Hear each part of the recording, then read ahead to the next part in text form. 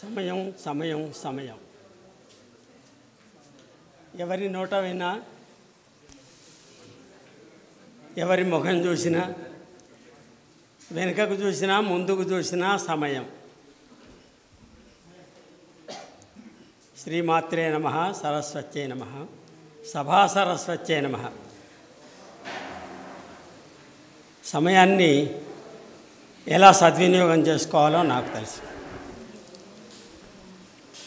ఇది సంస్థానాలు సాహిత్య పోషణ అనేదే నిజానికి ఇక్కడ చర్చించాల్సినటువంటి విషయం.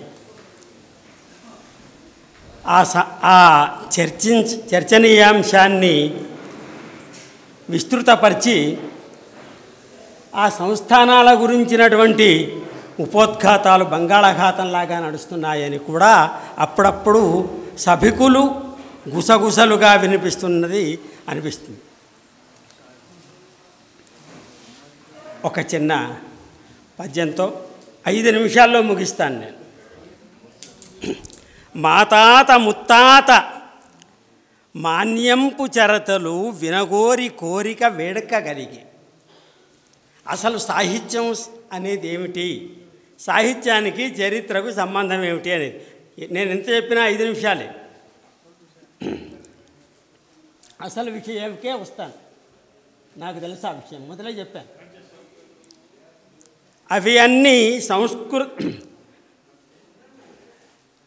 అన్ని సంస్కృతమందుండ తెలుగున తేడతెల్లమ్ముగ తెలుపుమన్న రాజరాజ నరేంద్ర శిఖామణి కోరిక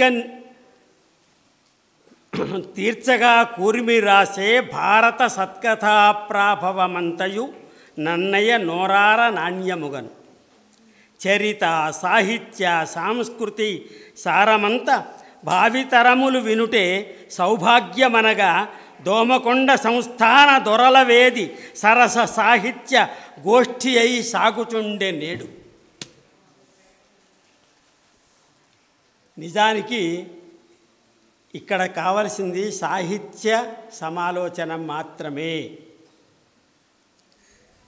నన్ను చెప్పమన్నది పాపన్నపేట సంస్థానం అనే పేరుతో. అందోలు సంస్థానం ఆరంభంతో ఆ మధ్యన పాపన్నపేటకు కొంతకాలం, ఆ తర్వాత శంకరంపేట అని అక్కడికి దగ్గరగా ఉన్నటువంటి నగరంలో కొంతకాలం వాళ్ళ పరిపాలన వికేంద్రీకరణ జరిగింది. సరే, ఎప్పుడైనా ఈ సంస్థానాలు ఎందుకు, ఈ సాహిత్యం ఎందుకు, రెండింటికి ఉండేటువంటి సంబంధ బాంధవ్యాలు ఏమిటి అనే ప్రశ్న వస్తే, మీరు సంస్కృతంలో తీసుకున్నా, తెలుగులో తీసుకున్నా, ఏ భాషలో తీసుకున్నా వినాశ్రయాన శోభంతే వనిత కవిత లత అన్నారు.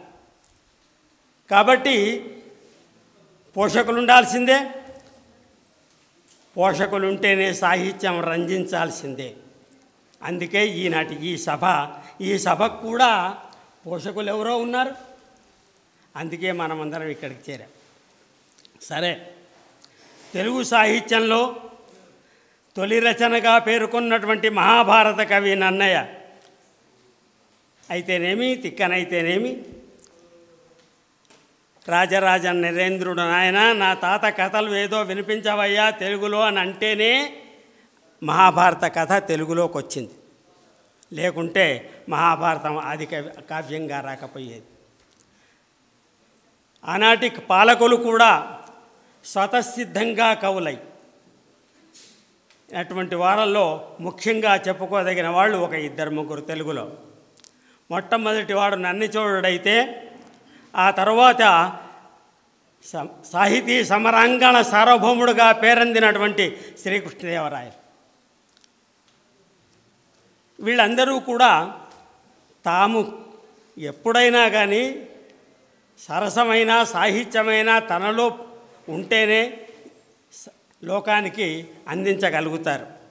ఆ విధంగా సాహిత్యం పెళ్ళుబికిపోయి సంస్థానాల్లో విశేషంగా నిలిచుండిపోయింది. పెద్ద రాజ్యాలు పోయాయి. చిన్న చిన్న రాజ్యాలు వచ్చాయి. మండలాధీశులు వచ్చారు. ఆ తర్వాత సంస్థానాధీశులు వచ్చారు. నాకు ఇచ్చిన సబ్జెక్ట్ వాళ్ళకి తెలియక పాపన్నపేట సంస్థానం అన్నారు. కాదు, అందోల్ సంస్థానం అనాలి. అందోల్ తర్వాతదే పాపన్నపేట. ఆ పాపన్నపేట సంస్థానంలో చెప్పుకోదగినటువంటి వాళ్ళు ముగ్గురు సంస్థానాధీశుల్లో పండిత కవులు. అందులో ముఖ్యంగా సర్దేశాయి వెంకటలక్ష్మాయమ్మ గారు చాలా గొప్పనైనటువంటి ఆధ్యాత్మిక తత్వవేత్త. ఆమె మానసబోధ అనే ఒక చిన్న గ్రంథం రాసింది. కానీ అందులో ఉన్నటువంటి ఆట వెల్లది తేటగేలితి పద్యాల్లోనే ఆమె ఎంత గొప్పగా వేదాంత తత్వాన్ని బోధించింది అని చెప్పడానికి ఒక్క పద్యం వినిపిస్తాను. అంగమా అది కడు క్షణభంగురము, సంపద అది ఎన్న మిగుల చెంచలము కాదే, కలడు సమీపవర్తి అయి కాంచుచుండు హరిని ధ్యానించుము ఆనందమబ్బు మనసా అని మానస బోధ అనే చక్కని కావ్యం. కాకపోతే మన దురదృష్టం ఆనాడు రాసిన కావ్యాలు ఎన్నో కూడా దొరకడం లేదు, లభించడం లేదు. ఆమె ఇంకా అవే కాకుండా ఇతర పుస్తకాలు కూడా రాసినట్లుగా ఉంది.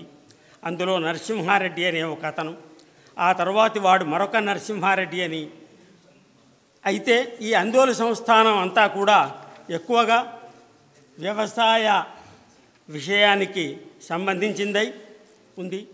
సాహిత్యంను కేవలం తాము మాత్రమే పోషించడం కాదు, తమ పోషణలో ఉన్నవాళ్ళు కాకుండా ఇతరమైనటువంటి కవులు కూడా ఆ సంస్థానంలో ఉన్నవాళ్ళు ఉన్నారు.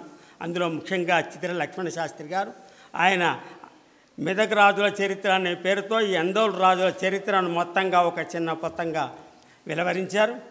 అది నేను రాసినటువంటి మెదక్ సీమ విజ్ఞాన సర్వస్వంలో చాలా గొప్పగా మొత్తం ఆ అందోలు రాజుల చరిత్ర అంతా కూడా వ్రాయడం జరిగింది. అందులో చితిర లక్ష్మణ శాస్త్రి గారు ఆయన ఇదే కాకుండా వ్రత పరీక్ష అనే ఒక 5 ఆశ్వాసాల గ్రంథాన్ని రాశారు. శ్రీనివాస్ చరిత్రను రాశారు. స్వయంవర నాటకం రాశారు. ఇవన్నీ కూడా చాలా గొప్పనైనటువంటి పుస్తకాలే. కానీ ఇవాళ దురదృష్టం ఈనాడు అలభ్యములు. ఆ తర్వాత చెప్పుకోదగినటువంటి వాళ్ళు కొమ్మిశెట్టిపల్లి తమ్మయ్య గారు. ఇంకా ఇలా చెప్పుకుంటూ పోతే మన సమయానికి మించి చాలా దూరం పోతాం. కాబట్టి ఆ సంస్థానంలో ఉన్నటువంటి ఒకే ఒక నిమిషం ఉంది. ఆ సంస్థానంలో ఉన్నటువంటి వాళ్ళల్లో సంస్థానాధీశులకు సంబంధం లేకుండా కూడా, అంటే స్వతంత్రంగా బ్రతికినటువంటి వాళ్ళల్లో కూడా సదాశివపేటలో ఉన్నటువంటి బచ్చు రామన్న గుప్త గారైతేనేమి, వారి కుమారులు బచ్చు వెంకటేశం గుప్త గారైతేనేమి గొప్పనైనటువంటి వ్యాపారులై ఉండి, నిజాం నవాబును ఎదిరించినటువంటి వారై ఉండి చక్కని రసవత్ కావ్యాలను కూడా వెలువరించారు. ఆ తరువాత గజవాడ హనుమత్ కవి, పెండ్యాల హనుమత్ శర్మ, చితిర రాజేశ్వరరావు, కొమిశెట్టిపల్లి తమ్మయ్య, విజయకుమార్ రెడ్డి, భువనగిరి నారాయణ రెడ్డి, పడిగ శివయ్య నారాయణ, ఈ విధంగా చెప్పుకుంటూ పోతే అనేక మంది ఆ సంస్థానంలోని కవి పండితులు ఉన్నారు. కవి పండితులే కాదు, కవయిత్రులు కూడా ఉన్నారు.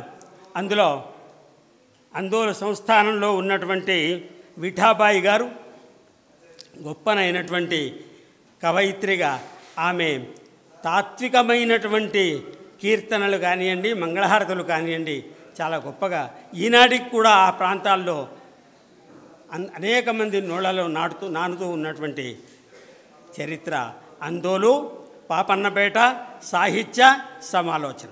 స్వస్తి.